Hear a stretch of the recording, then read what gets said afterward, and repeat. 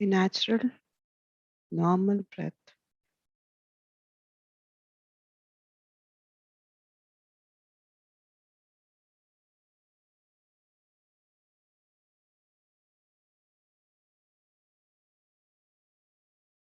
Each practice of meditation makes us realize that we are a happy being. Our true nature is to be happy.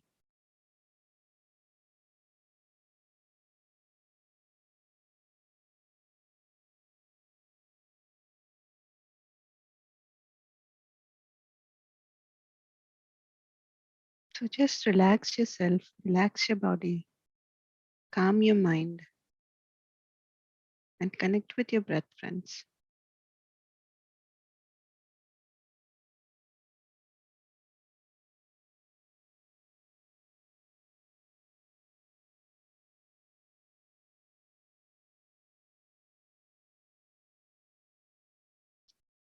This journey of discovering yourself is really beautiful. All you have to do is just trust the journey. Whatever happening in the journey, just be a witness to it.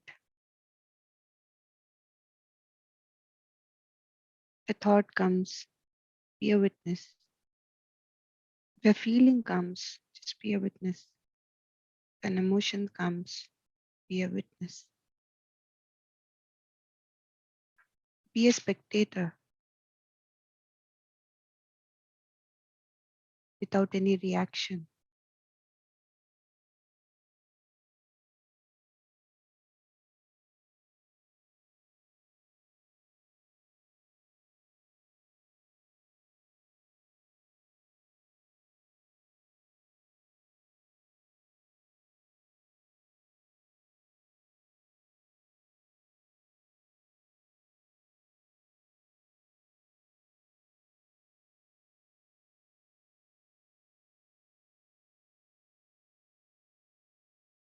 Just a normal breath, friends.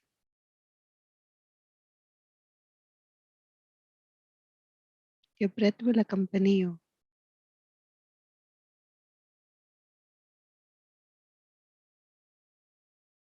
When you trust the journey, when you trust your breath, it will be always by your side.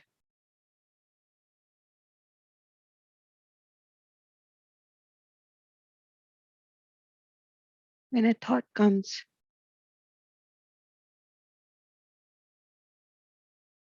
your breath is there and saying, hey, just breathe. An emotion or if a feeling comes, it says the same thing. Hey, just breathe.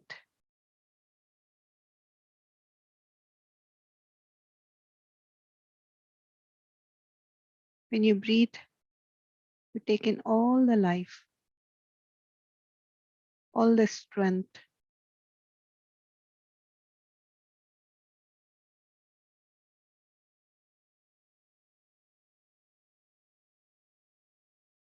When you are with your thoughts, you lose all your strength, you lose all your energy.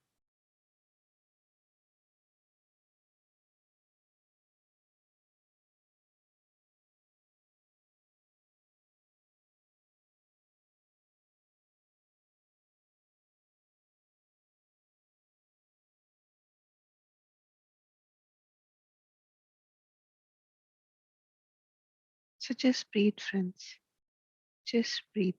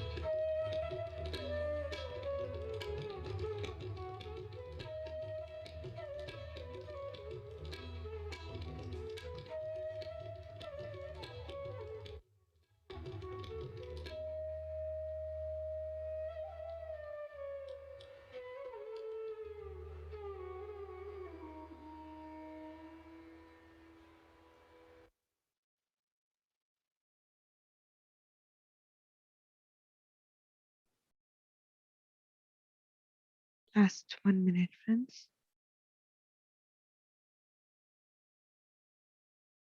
Let us all be in utter silence for 1 minute.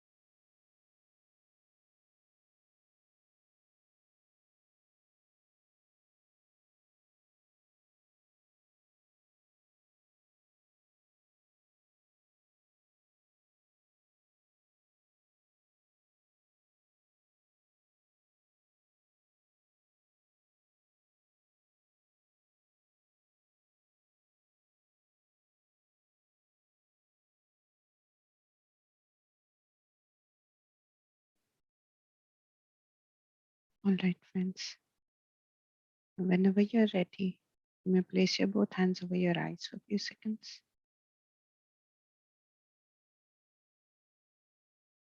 You may slowly remove your hands and open your eyes.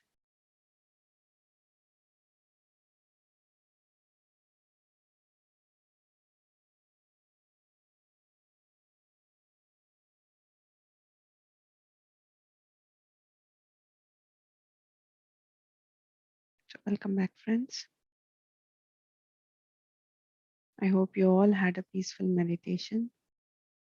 So, today we had to do a shorter one because of the topic.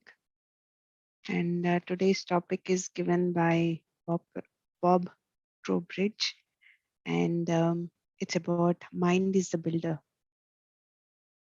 So I think the title speaks it all. However, let us go into a topic. It is going to be a little longer topic. So being sick is seldom fun, and sometimes it is life-threatening. The symptoms of an illness and the treatment can range from annoying and uncomfortable to extremely painful. For many, feelings of being powerless and victimized are nearly as bad as the illness itself. What if you weren't a victim of your illness? What if illnesses were the result of natural or spiritual principles, principles that could be learned, and applied in order to heal and prevent illness. What if you could live your life illness free and could experience a quality and fullness of life far beyond what you now know? The Maitri Upanishad tells us one's own thought is one's world. I repeat this. One's own thought is one's own world. What a person thinks is what he becomes. In Dhammapada, Buddha says, we are shaped by our thoughts. We become what we think. Buddha says, we are shaped by our thoughts. We become what we think. Edgar Cayce expressed the principle of spirit is the life, mind is the builder, physical is the result. Edgar Cayce shared, spirit is the life, mind is the builder, physical is the result.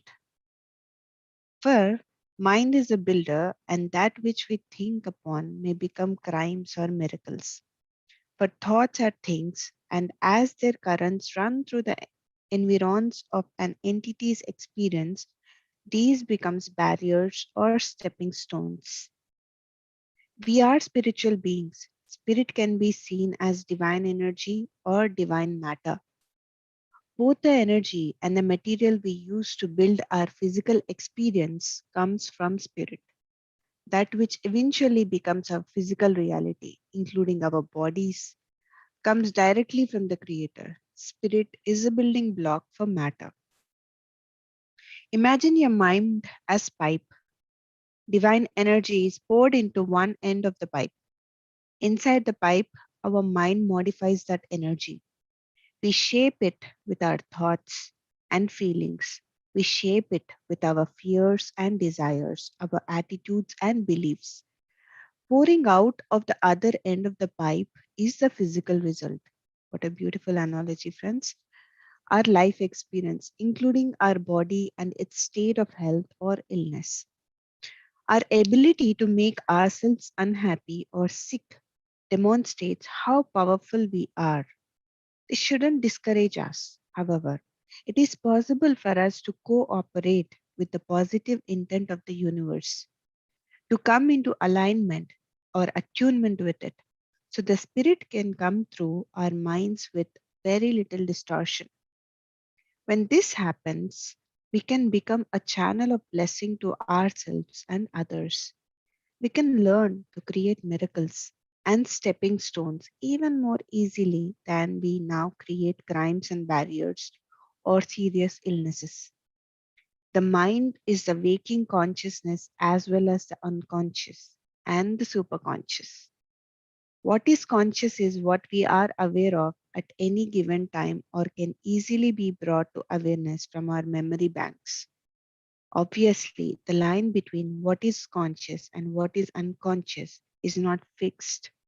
The unconscious, on the other hand, contains things that are not easily available to consciousness. Many of these things are childhood experiences or past life experiences that have been forgotten or even repressed. The unconscious also contains many ideas, attitudes, beliefs, expectations, fears, and desires which affect our lives every day. Superconscious is a realm of consciousness in which our spiritual nature resides. This is the realm of the higher self, the Christ self, the Buddha self, or the God self. We repress our powerful, positive, beautiful divine selves, and they reside in the superconscious.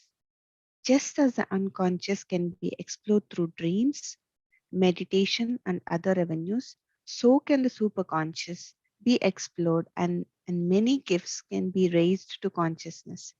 A surprising number of our physical experiences, including illnesses, are created by thoughts and feelings that are quite conscious.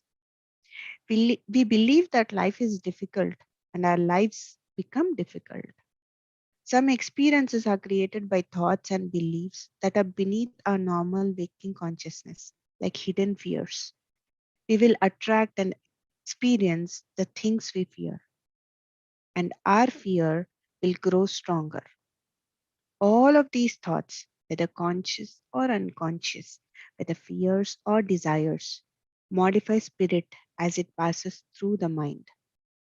As we look at the process of the mind molding divine energy into our life experiences, we should keep in mind the existence of these unconscious and superconscious shadows. We also need to pay attention to our conscious thoughts and the words we speak. I'll repeat this line, friends. We also need to pay attention to our conscious thoughts and the words we speak. We create our world and our daily experiences with our thoughts. In a sense, we hypnotize ourselves every day with the words we say and the thoughts we think. If we believe and say limiting things about ourselves, we are creating limits in our lives. The energy that comes from spirit does not have can't attached to it. The can't comes from our minds. The can't comes from our minds. Illnesses are frequently created through the self hypnotic process.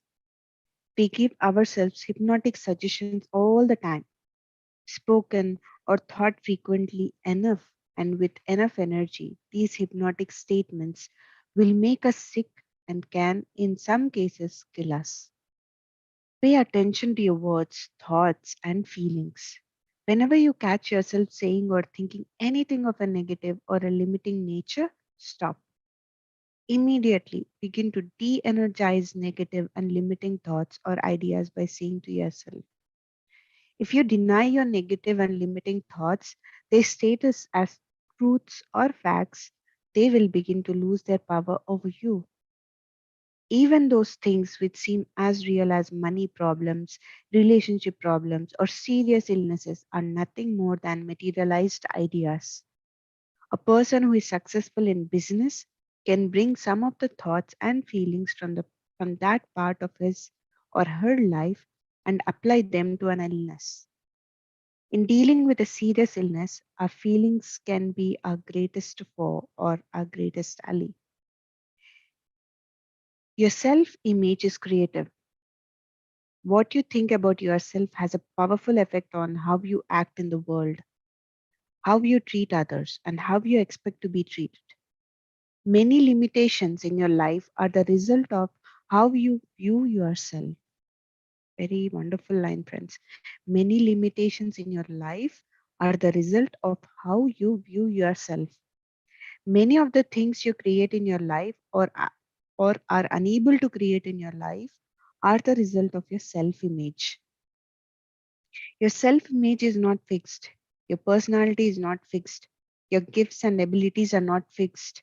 Your limitations are also not fixed. Your self image is a constellation of ideas you have about yourself.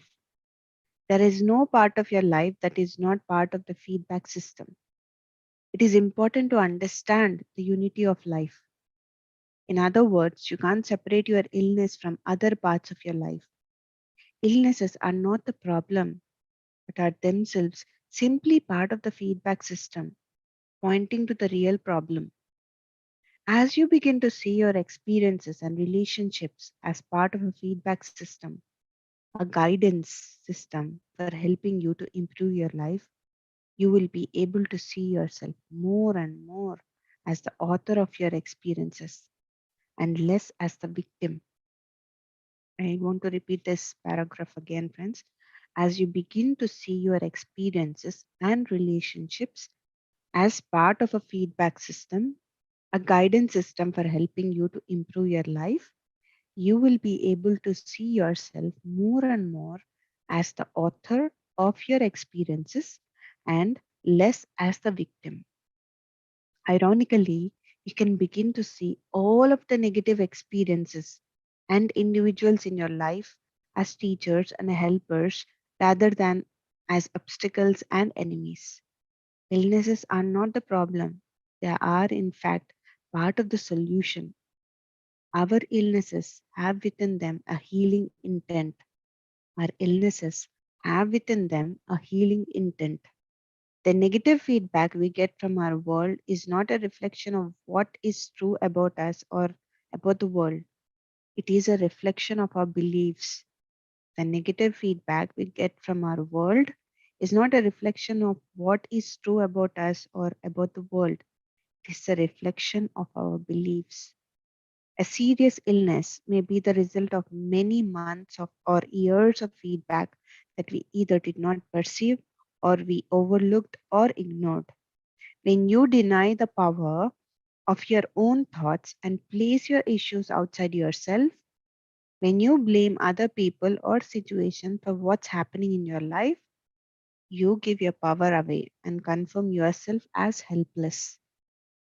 Any part of your life that is not working may be telling you something about an imbalance or disease in your thinking. In a sense, it's a thought problem. Your problems and illnesses should therefore be seen as blessings because they can serve to heal your life, to get you back on a path of health and wholeness. Your problems and illnesses should therefore be seen as blessings because they can serve to heal your life, to get you back on a path of health and wholeness. This is a wonderful, wonderful, wonderful article, friends. So one of the best articles. It is The Hidden Meaning of Illness by Bob Trowbridge. So, yes, friends, I think it says it all. So, if anybody wants to share anything, please, you can go ahead and you can unmute yourself.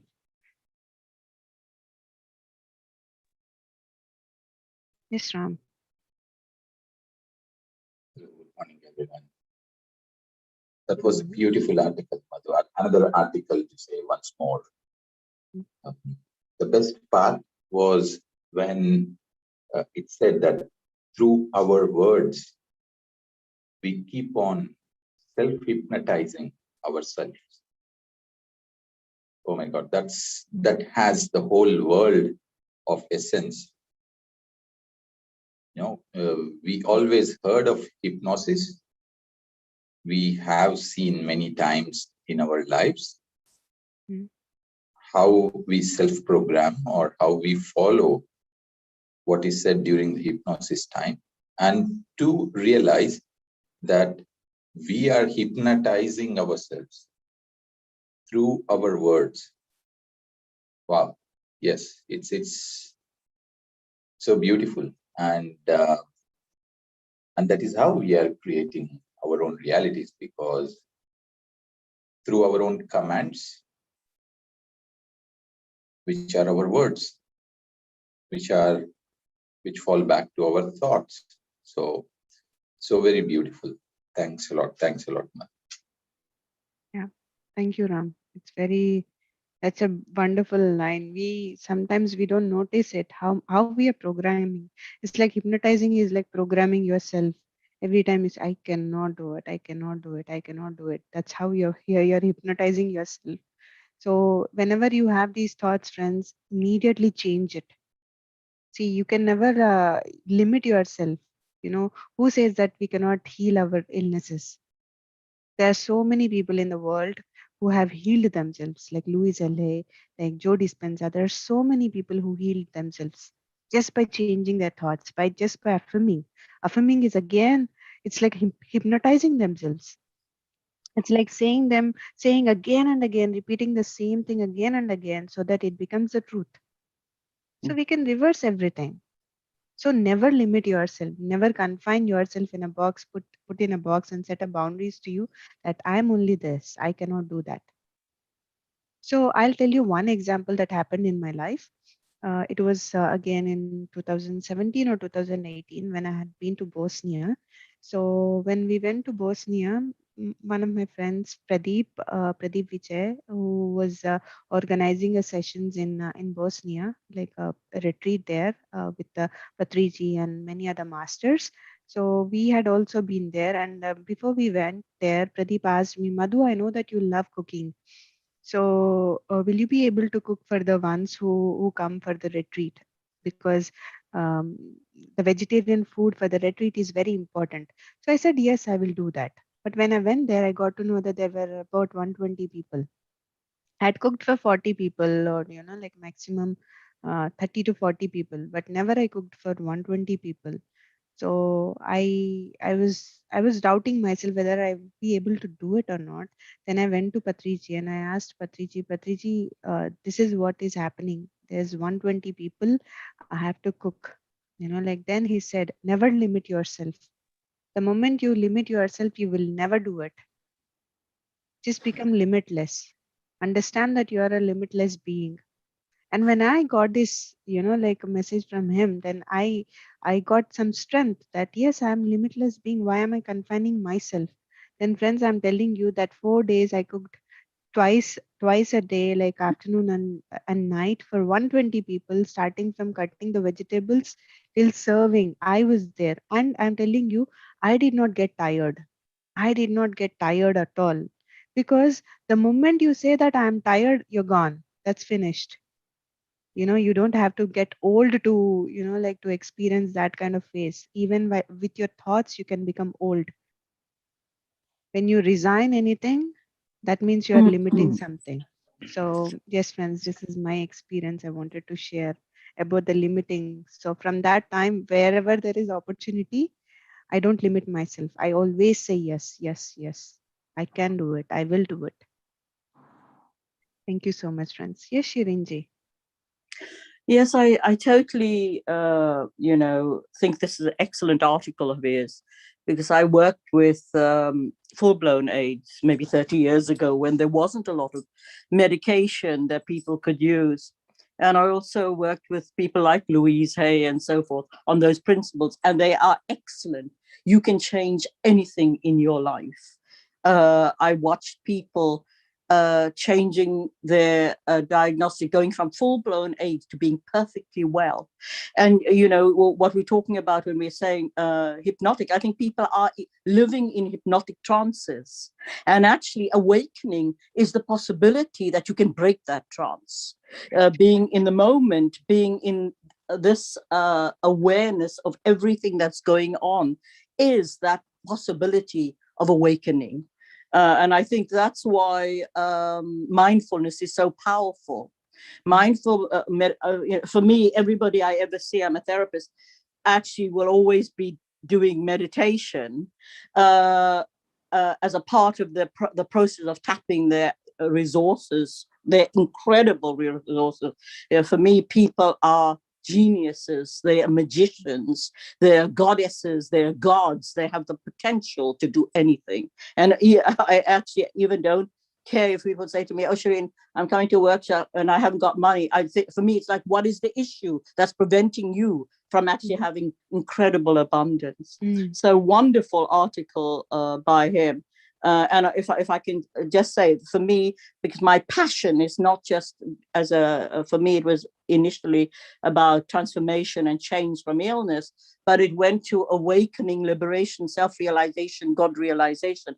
And that possibility is there through making that realization that you are actually in a trance, in a hypnotic trance, breaking the trance, being in this possibility of mindfulness, not taking it personally. We all can do stupid things because there's a programming through every cell of your body. That programming is what you're living from. When you come to the place where you can be in the moment of seeing what Shireen does and transforming that in the moment, and it's not personal, that's when you know that I'm going somewhere. And then I think for about 14, 15 years, Jeremy, a colleague of mine, and I went to Adyashanti, Eckhart Tolle, lots of people, Byron Katie, who are already awake or in some liberation, including Patriji, to see when we can live from this place. It's like, can I be on the road to this place? The intention, this is your intention. And as you said, and as Patriji said, about uh, trusting yourself, knowing you have all the resources. I remember I used to present in San Francisco and Los Angeles on AIDS, and I always write all my notes out, and like everybody wanted. And one day I left all my notes in the hotel, And I just went up there and I gave this talk that when I listened to it, I thought, God, was that you? Where did that come from? You know, the ability to access ourselves at an incredible level, to trust, to have faith that it's going to happen. And it's within every single person that you know. So wonderful article. Thank you very much. Wonderful, Shirinji. Wonderful sharing. What a powerful talk you have given. Thank you. Thank you so much. Happy to connect with you. Thank you so much. Shirinji. Yes, Pavni Garu.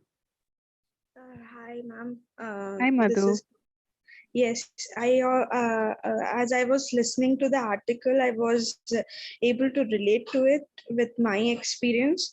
So, a few months ago, I shared my meditational experiences about, body shaming and things that had happened in my life on PMC Hindi. So, when I after that interview got, published, so not published, it telecasted, so it was on YouTube. When I saw it myself, then I realized that I was still harboring something inside myself which was not healed. So yesterday while I was meditating, I saw myself. I was able to see how I was viewing myself. So because of whatever had happened in my life, I was so strongly refusing to see myself as a adult or a woman that I couldn't grow properly. My growth was stunted in every way. So I was so afraid to see myself like that I still somehow I look like a kid sometimes, and that fear, that not even fear, I memories and all that thing that were stopping me from completely accepting myself made me view myself like that. So that's what I realized, and it was so I didn't. It was so strong inside me, just like you were saying, a hypnotic trance that we do to ourselves. That's what I realized yesterday. Now that I am hearing it in the article, it gave me so much more clarity. So I thought if I share my experience here, it might help someone. Very, Yes. very great, Madhu. Yes. Yesterday, the realization that you have got from your meditational experience is about how to look yourself. Wow, it's really great. I think everybody have to know that. How are we looking at ourselves? Are we taking care of ourselves? Are we loving ourselves? Are we content with ourselves? Are we limiting ourselves? Have all these are the right question, friends. These are the right questions that can like I always say that like we can mold our life. It's like a clay mold, and we can make a beautiful sculpture out of it. So always have a right thoughts and a right question, so that you can work on it.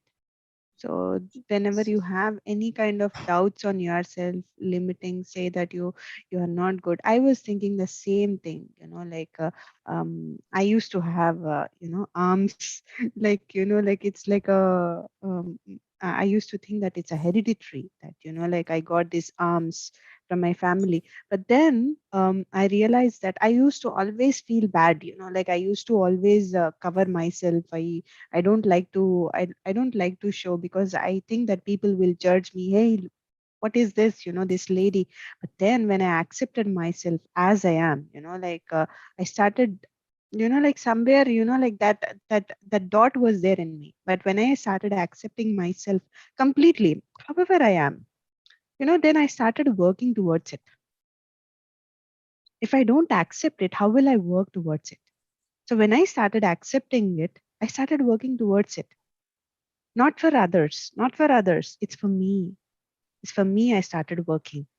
So and one more on that way, one of my cousins also having the same issue, like it's not an issue, I could say that it's a way that where we can show to the world that we can do it. So my cousin was also having the same kind of arms, but she had proved, she did workouts, and she's super good, and now she's just happy with her life, because that was a block for both of us. And she had really come out of it. And thank for me, I thank meditation, because meditation came to my life and it taught me how to love myself, and how to care for myself, not thinking about others whether they are approving me or not. So for me, my approval is very important. Am I approving of myself? So when I approve of myself, everything changes. So yeah, thank you so Yes. much, Madhuma. Thank you Yeah, so much. one thing I want to add, that whatever emotions that I was harboring for any others was also showing a great effect on my a big huge effect on my body. I used to have a lot of anger inside me. I used to blame others that these situations happened because they didn't care for me, or they didn't protect me. And I used to have very strong emotions like that.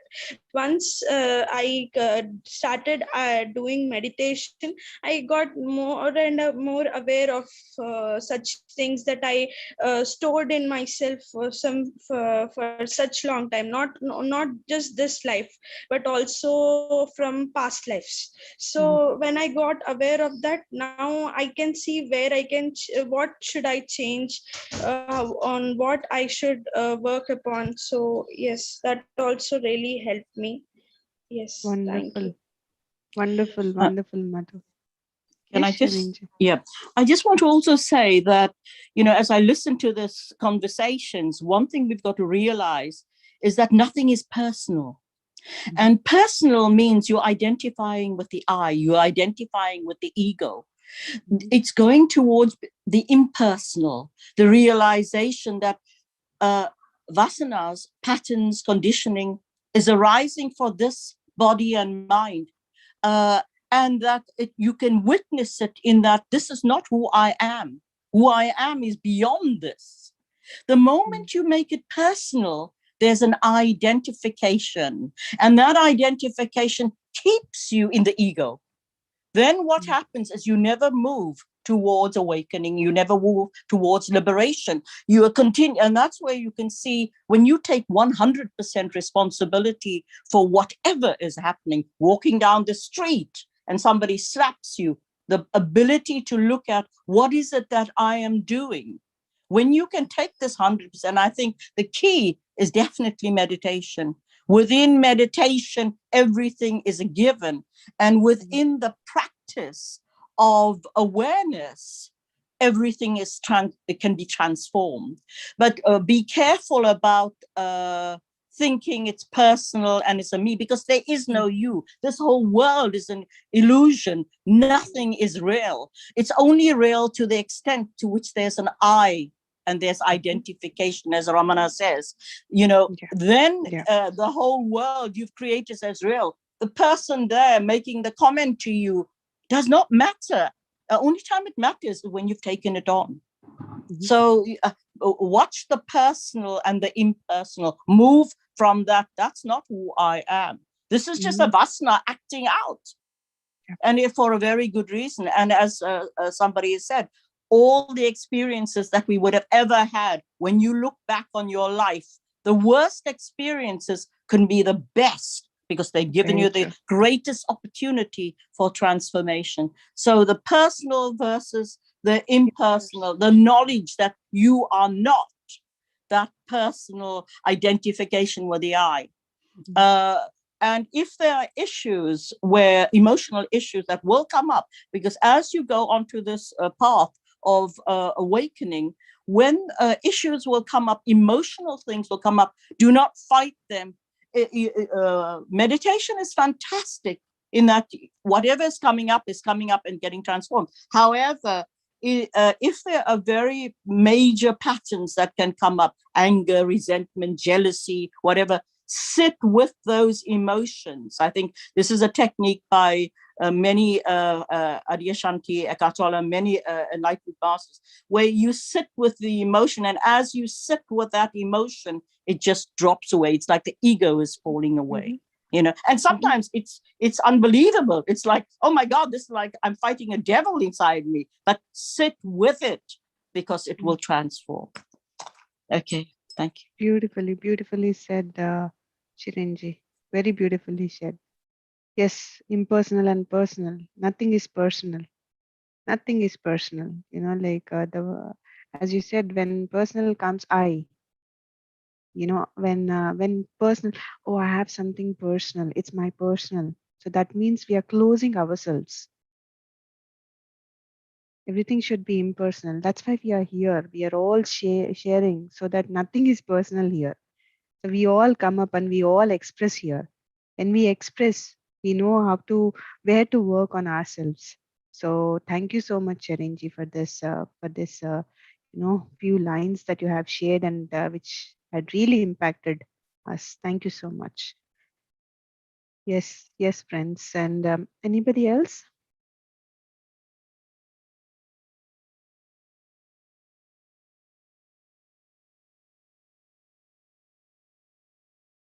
Okay, thank you, Punita. Thank you, Shilpa ji. So thank you so much, Pooja. All right. So anybody else, friends? Anything else for sharing? Okay. As Shirinji was telling about personal or impersonal, I would like to share a story, which is my favorite, and I always tell this story for everybody about taking personal and all these things. So I told many times, but I want to repeat it again. So there was a Buddha.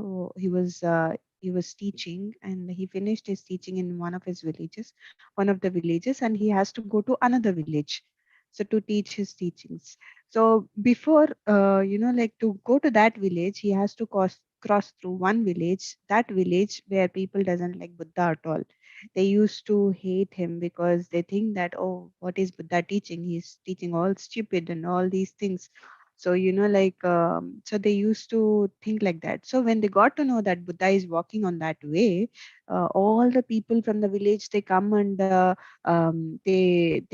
yell at Buddha, they shout at Buddha, hey Buddha, what are you doing? You're changing our people, you're changing our religion, and all these things they say. Buddha did not utter a word. He did not say anything. He just walked away to that another village where he had to give his teachings. And he finishes his teachings. And again in the evening, he has to pass through the same village. So again, people get to know that Buddha is coming. So all the people again they come to Buddha and I said, Buddha, in the morning we had yelled at you, we had shouted at you. Why did you not react? So then for that Buddha says a simple thing, but we can change this. Buddha said that I went to a village. In that village, the head of the village who had invited me to give the teachings had given me a sweet box. I have taken it. What if I wouldn't have taken it? It would have been with that person only. That means if you are shouting at me, if you are yelling at me, if I take it only, it belongs to me. If I don't take it, it doesn't belongs to me. So if somebody is yelling at you, or if somebody is coming and saying that you are a stupid, don't react. You know who you are. This is a practice. Yes, initially our ego comes up and it says, hey, what is that person doing? Why is he, like pointing at me? What right does he have to do that? We always have these kind of questions. But now, whenever something happens like this, even at the workplace or even anywhere, just change your thoughts. You say, I know myself. When I know myself, if somebody says something to me, I will not take it. Only because always remember this, friends. If you take it, then only it belongs to you. If you don't take it, it doesn't belong to you. May it be the sweet box or may it be the words from the people. Take only the good things. Take only the good things and bag it because it is more lighter. It makes your life beautiful. But don't take the things which is not bringing any good to you because those things are like a heavy rocks in your backpack. And when you keep on walking, you just collapse. So just keep light, travel very light. Take what is required and remove what is not required. Even now, it is never late. Start working on your thought patterns. As Shirinji was telling, whenever these emotions are coming into you, like the anger or the sadness, just sit with yourself. Just close your eyes and ask for it. Ask for that emotion. What is the root cause of this? Why is it coming again and again? Why is it that I'm falling into the same pattern again and again? When you ask, this is the right question. When you ask, then you will get an answer from within. You have all the answers from within. For all the questions you have the answer. Just that you have to silence your mind and you have to meditate. Then only you will find all the answers, because there is no traffic jam here. All the route is clear when you meditate. If the route is not clear, even the solution is in front of you, you will not see it. So that's why meditation plays a huge role, friends. And Chirinji was also mentioning about the awareness and the mindfulness. When you more and more meditate, you'll be mindful in the day, mindful of how you think, what you think, and how much you're thinking. Because as we know, what we think is what we become.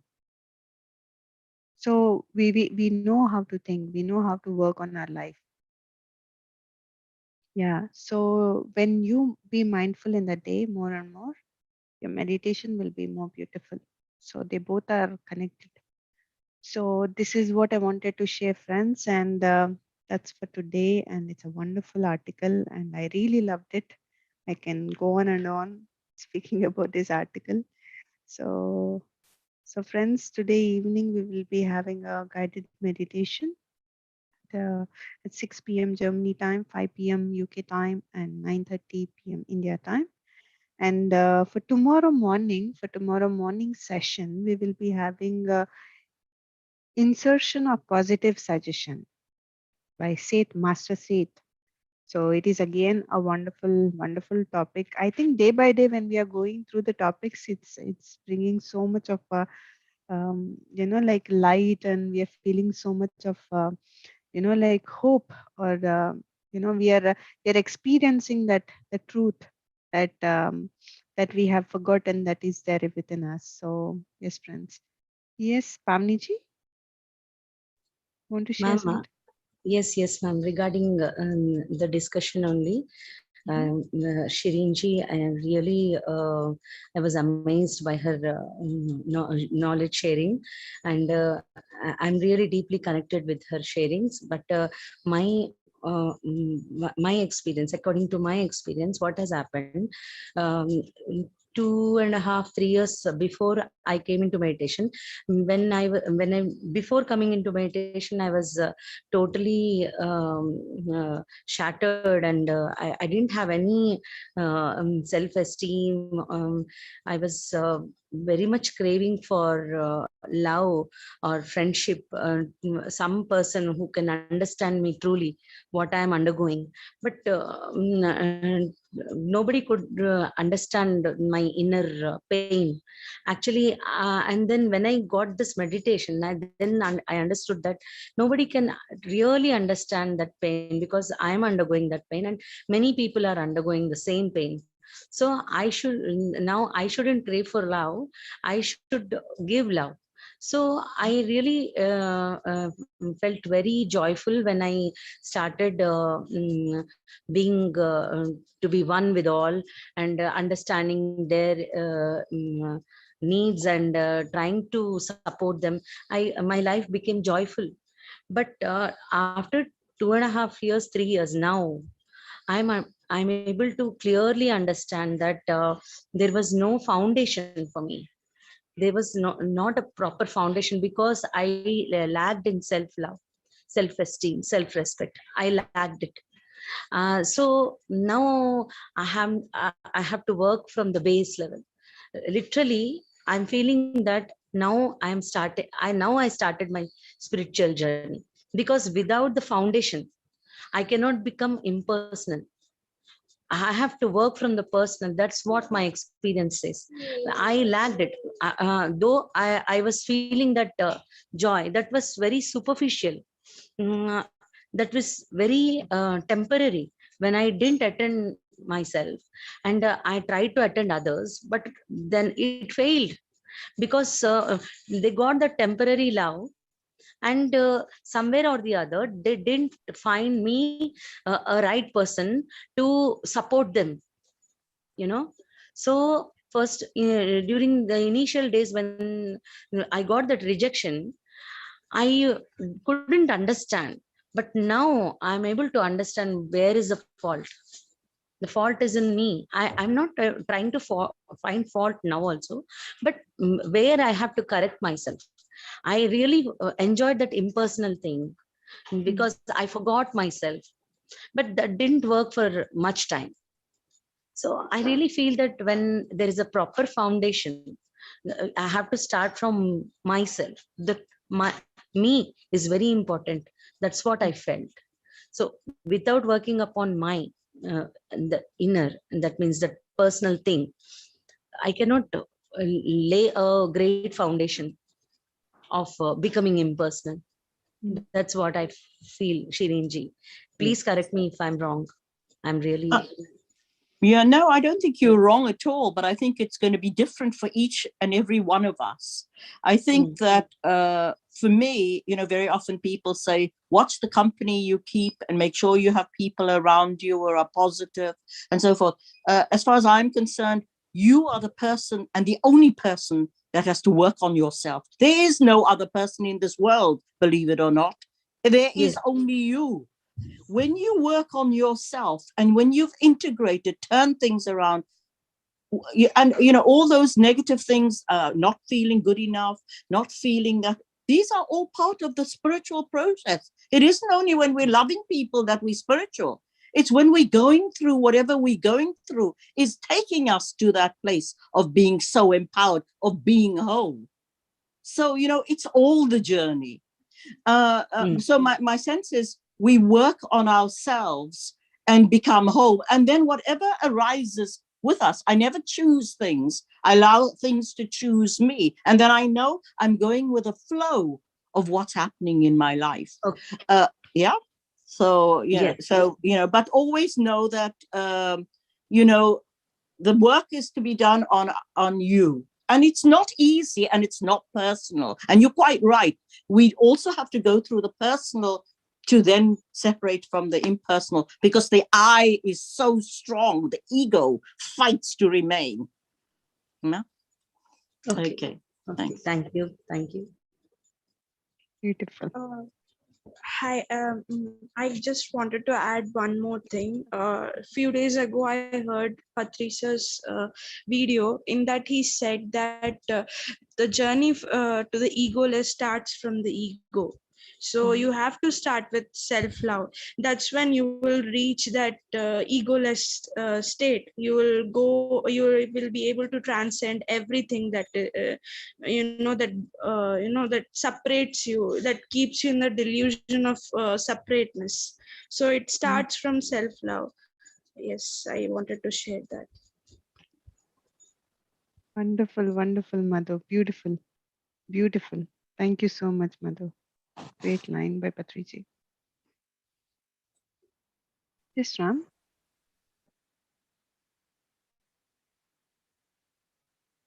Yeah, I want to thank Shirinji for being here today and showering such an energy of awareness with every single word that was impeccable. Thanks a lot, Shirinji. Um, I would like to hear, if it is possible, a little bit about yourself. Where are you connecting from? What was your journey? Because it's so inspiring, everything you said. um I suppose my journey was, I was born in South Africa. My father was with Nelson Mandela in politics. So I grew up in a sort of political family where I was terrified as a child. I was always afraid with whether they'd come and arrest my father or something. So that was my journey that actually brought me into becoming a psychotherapist and to really look at what was going on in my own personal life. But I also had cancer. I also had illnesses. And my life would always fall to pieces. I would always think to myself, oh, but actually I'm a good person. And in spite of being a good person, life would deal these blows. And the only thing that I was able to do is really connect to my higher self, my God self, or anything like that. So I think that's where I'm really coming from, in that it was the thing that strengthened and empowered me, knowing there's something more than just Shireen here. And I found myself at once, it was almost as my life was often flowing, always being given issues to handle in my life, and always looking for a resolution of those. After I did work with, I think it was the Terence Higgins Trust, I was invited to work at the Terence Higgins Trust in London, and this was about 30 years ago. And the first person I worked with went from being full-blown AIDS to being perfectly well. And actually, if I'm honest, I didn't even know what I did. So that was the journey. And then I was observing myself from psychotherapy, hypnotherapy, NLP, train. I did, you name it. I did whatever work to make people able to change, to make people able to create anything they want in their life. And then for 15 years, I'm with a colleague of mine. We worked together, Jeremy Stern and myself. And we were very interested in enlightenment. My passion is, what are the processes of enlightenment? I did lots of Vipassana meditation. I did, you name it, and I have already done it. I was very curious about everything that, would get people to shift consciousness. So, and then with the realization, oh my God, I woke up one day, maybe 18 years ago, and I woke up out of time, out of space, and out of attachment to anything. And from somebody who had a very, very, very busy mind, used to worry, be concerned, and so forth, there was no mind whatever, it was gone. I also woke up one day and it was just loved everything in the world. I was in love with my sheets. I was in love with everything. That only stayed for about maybe 6 months.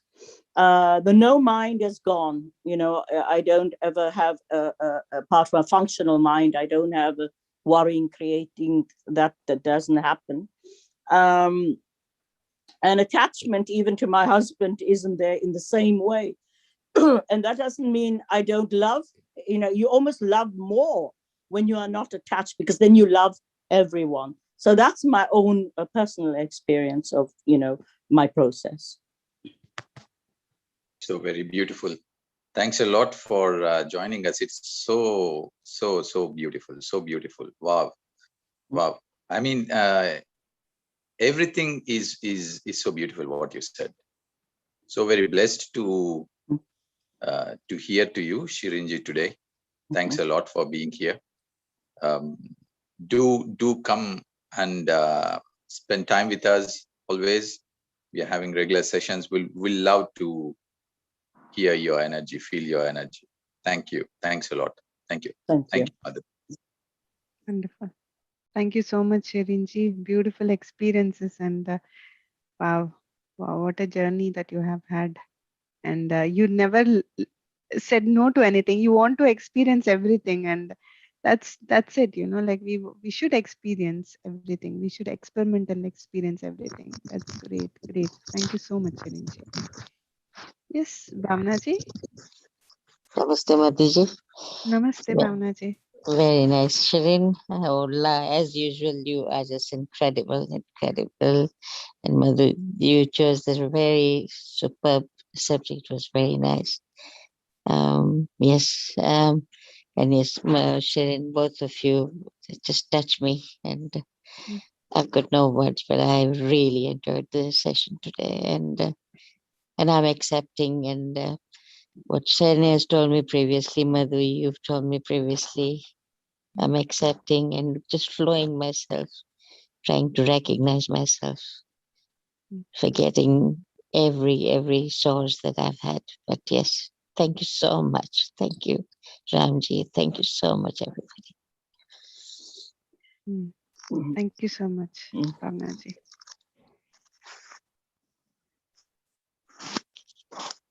Great. So yes, friends. Indraji, you want to share something? Yes, please. Yes, please. It's only there to thank you, Ji, for what you're doing, for these sessions you are conducting. As we sit here every morning, joining you in these sessions, there's a lot of positivity that is going into us, knowingly or unknowingly. There's a lot of positivity that is going into us. This is what is happening to every one of us that is here, and knowingly or unknowingly it's happening. And as we become more and more positive, we are going more and more into ourselves. And as we are going more and more into ourselves, there is more and more positivity coming into us. So thank you very much for all this. And Sirenji, I'm ever so grateful to you. I'm thanking you from my heart, bottom of my heart. You are making a big impact on me. Thank you.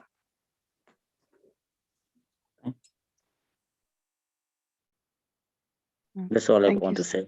Thank you so much, Indraji. Thank you so much. Thank you for being here every day and for sharing your energies as well. You know, you have a wonderful energy, and when you speak, it is very simple and it touches our hearts. Thank you so much, Indraji. That's Thank you. Thank you. always inspiring. Thank you. Yes, yes, friends, and a very, very huge thanks to Shireen ji for coming here. I think it's our first time having Shireen ji here, and she had really shared a lot, and you know where we can reflect upon our lives. So thanks a lot, Shireen ji, once again, and thanks to everyone who have joined. And friends, we will all see each other again in the evening, and or else tomorrow morning. Till then, keep meditating, keep sharing your love and love for yourself as well. And till then, namaste, friends. Bye bye. Bye-bye. Bye, Bye. Mataji. Bye, Bye bye, Sharon. Bhavna ji. Take care. Take care. Bye. Thank you. Bye. Bye. Bye bye. Bye. Bye. All. Thank you. Thank you, Madhu. Thank you, Shirin ji. Thank you, Ramji. Thank you so